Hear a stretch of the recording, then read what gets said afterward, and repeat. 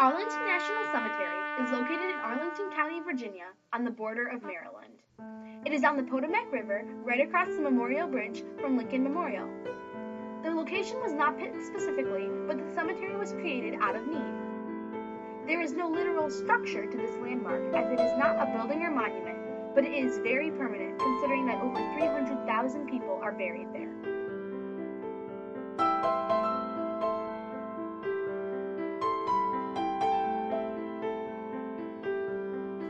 Arlington National Cemetery is located on General Robert Edward Lee's confiscated estate. The mansion had been built by George Washington Parke Custis, Mary's father and the step-grandson of George Washington. When General Lee resigned from the U.S. Army and went to take command of Virginian forces in the Civil War, he left the Arlington estate with his wife, Mary Anna Custis Lee. After Mary Lee, who was confined to a wheelchair, sent a representative instead of appearing personally to pay her tax bill, the government took advantage of her and seized the property. At the time, Washington, D.C. was filled with dead soldiers and out of burial space, so Quartermaster General Montgomery C. Meigs formally proposed Arlington as the location of a new military cemetery. The Arlington National Cemetery was built on a 1,100-acre land. The Arlington House was built by George Washington Parke Custis, who was a son of John Parke Custis. Custis Lee started to work on his mansion from 1802. The whole process took about 16 years.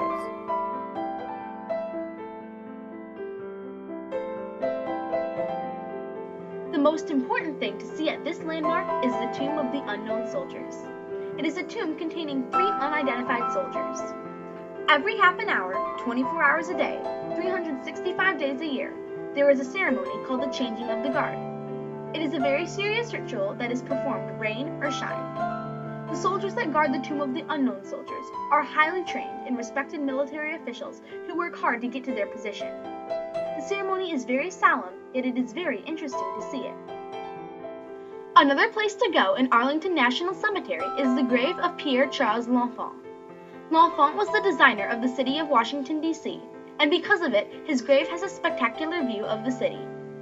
His tomb overlooks all of Washington from a high point on a hill, and the sight is breathtaking. One of the other very important things to see is John Fitzgerald Kennedy's gravesite and the Eternal Flame. The Eternal Flame burns forever without stopping and is a very beautiful representation of President Kennedy's life. The memorial for the Challenger crew includes a plaque with the names and pictures of the men and women who died in the explosion. The Memorial Amphitheater is near the Tomb of the Unknown Soldiers and is a breathtaking sight to see.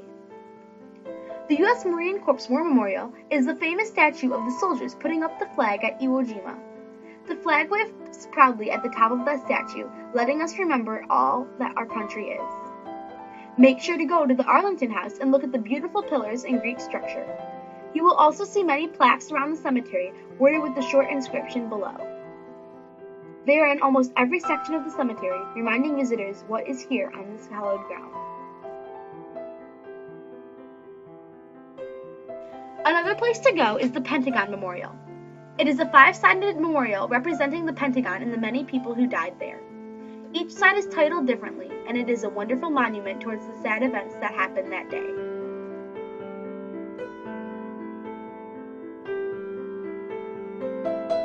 The first National Memorial Day for the Arlington Cemetery was in 1868, and on each Memorial Day, soldiers would place flags in front of each and every tomb. The Arlington National Cemetery is the only national cemetery to hold servicemen for every war in the U.S. history. There are many interesting aspects of Arlington National Cemetery. For one, all of the gravestones are lined up in neat rows, even the ones that were put in hundreds of years ago. Also, all of the headstones in the cemetery face east and have the Washington Monument in the background. Besides the in-ground burial, the Arlington National Cemetery has a columbarium for cremated remains. Currently, there are 8 courts with over 38,500 niches. Once the construction on this columbarium is complete, there will be a total of 9 courts with a total of over 60,000 niches, and the columbarium will have a capacity of more than 100,000 remains.